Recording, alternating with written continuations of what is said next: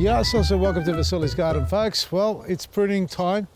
I've been talking about it for the last few days, if not weeks, and this is a plum tree that I've got to work on, and I let it go. It's a tree that's at least 15 years of age, and it should have had its summer prune so that I could stop the vigor in springtime. And that means that I'm pruning it now, and by pruning it now, I'm going to put some vigor back into it in spring, so it's going to sucker up again. But nevertheless, better late than never, and I know many of us out there haven't pruned all our trees in summer. So I'm going to run through some pointers here with the plum tree as far as what to prune and how to prune it, and how to find the fruiting spurs on these plum trees. As we got here on the apple tree, because it's quite evident, you can see the sort of plump heads on here, or these little bits here that we call spurs. These are where our fruit come from, and it's quite evident on these apple and pear trees. You can see it quite easily. So all this stuff here, the bulging stuff that's quite furry on the end, sometimes you get a double, triple on it, like that there, but that's where your fruit will come from. And on the plum tree, we call them little clusters. And this is a cluster here, where you're going to get all these little buds appearing at once there. So that's where your fruit's going to come from. And if you look closely on this tree, we've got a cluster here, there's one over here as well. There's one developing there, the little spur there with lots of little buds on there. And down here, even on this wispy little branch, we've got a little cluster developing on there as well.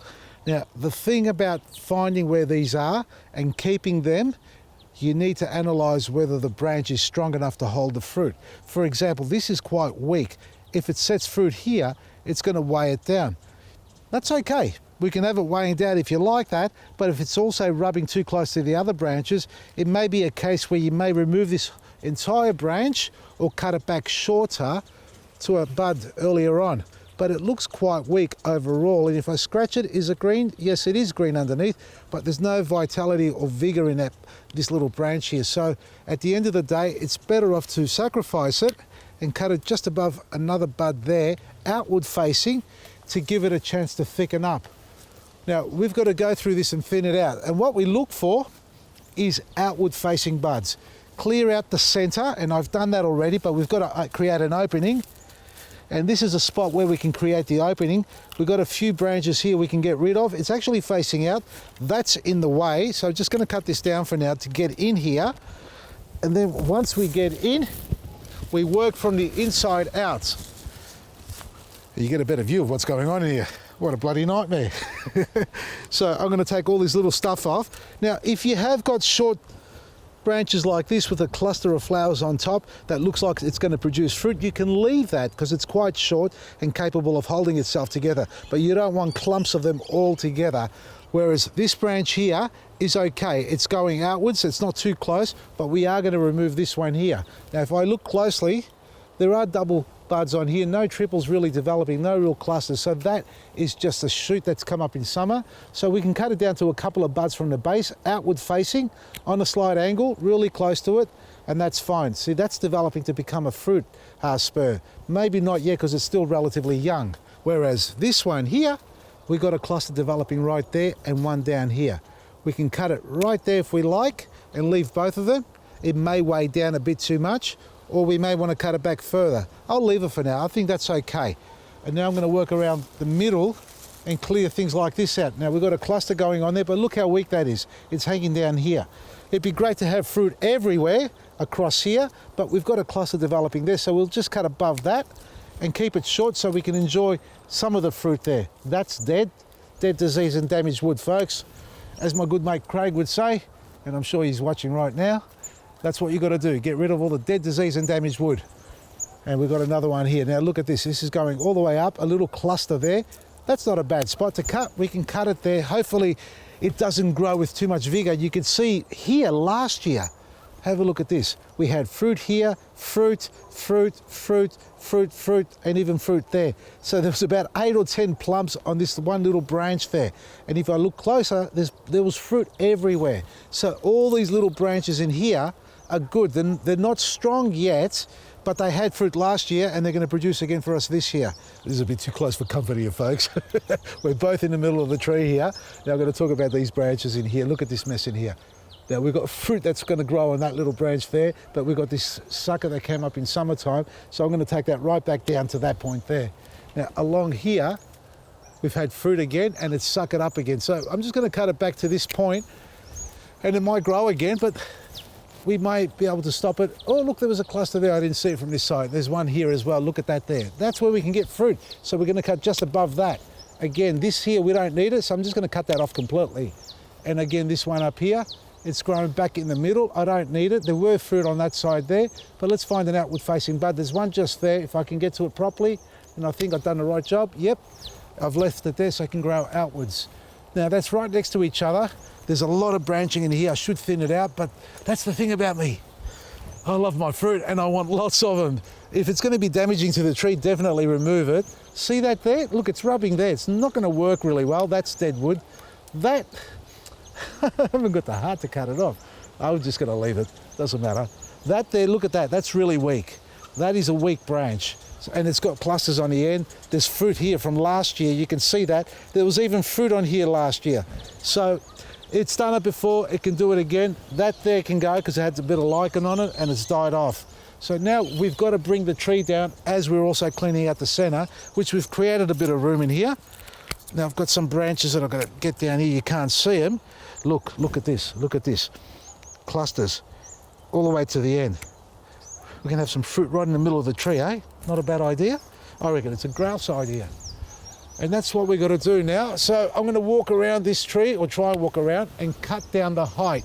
The height has to come down lower than what you can reach, and at least cut it back to what last year's was. And if you can see some clusters or spurs, as we call them, for example here, look at that there. There's a spur there. That's all fruiting stuff here, all of it. Now, at the rest of that there isn't. It's not ready. It'll be the following season. So we're going to cut just above there to an outward facing bud, and that's just on this side. Little cluster there as well. But now up here, we've got another cluster going on. So we're just going to cut above there and keep that going. Now over there, that's all new shoots. We don't need that. We'll cut the 2 buds down, 3 buds outward facing, take it off, and that's how you go through it all. Now you can remove, look at this stuff here is no good. That's rubbing there, that's no good. We'll cut it back down to this bit here, keep it short. We can go shorter if you like, but I kind of like the fat end on that. It's exciting. And this here too, last year there was fruit and it's shot up at the top there, but let's just cut it back down to that. Get that back to that little cluster there, get there, Vasily, done it. This side of the tree, folks, to me it looked like a double graft, but after we had the workshop here, we've thought maybe it's not a double graft, but instead the rootstock taken off as well. Now I acquired this tree with this side already growing, although I did see some fruit. These are a dark fruit, the purple fruit, so we're talking like a Japanese plum. Whereas this side here is more of the gauge, the green gauge variety, one of the gauge varieties. Now I'm not sure because we only had a couple of fruit on it overall, and now that I look at it, we're starting to form some clusters. So up till now, we haven't had anything like that developing on this side of the tree. So I'm going to persevere with this a little bit longer, and I'm going to cut this back down and see if I can find little clusters like that. Even though they're quite small, a lot of it at the top is useless. So if you're looking at the whole top here of this side of the tree, there's a lot of wispy branches and only very few clusters developing. Just over here, you'll see that's what we're talking about. It's starting to develop a spur there, which is going to be a little cluster of flowers. It's only its first season, and I dare say it's not actually going to hold fruit. So we're going to cut it down from the top of that so that we can concentrate on this developing and both sides developing into a decent fruiting spur for us. And that's what I've got to do with the remaining tree. Unfortunately, most of the spurs are very up high, and a few only starting to develop at the bottom. So this side again is going to be very poor in producing fruit. Whereas that side there, it's bloody loaded.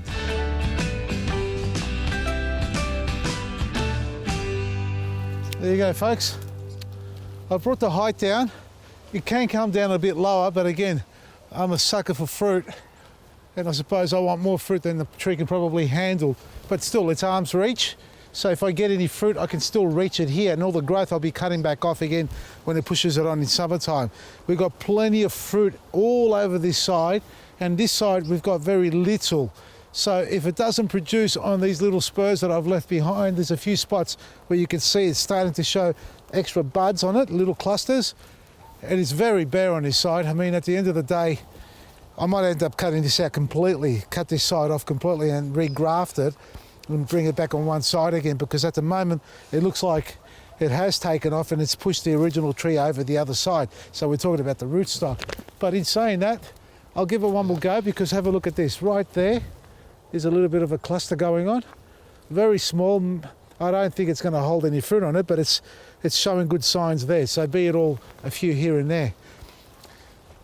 Cut them down to arm's reach, thin them out. I haven't thinned this out completely in the middle yet, so it's quite dense, but nothing's really overlapping too much. But that's what you've got to do. Dead disease damage, look for your clusters, and the wispy branches that are really weak and they're falling down, cut them back to a cluster where it's comfortable. When you see all these little spurs coming out, all these little branches coming off the side, don't go trimming them off. Don't trim them off, because that's where your fruit's going to come from. All this was last year's fruit. See, the stems are there still. And that's where it came from. And why the stems are there is because the bloody rats came along and took all my bloody fruit. And if you've got rats in your garden, well, don't bring them here, but you can bring yourself down here to one of the workshops. We've got one workshop left with a couple of seats left available. That's with Craig and myself. That's the 20th of July. Everything else is booked out. Or otherwise, you can do Get Ready for Spring gardening workshop that I'm conducting here. So learn all about soils, preparing, building garden beds and raised beds, and understanding how to install irrigation as well. All on vasilisgarden.com. Everything you need every day at better prices. From me, Vasily, Maresi.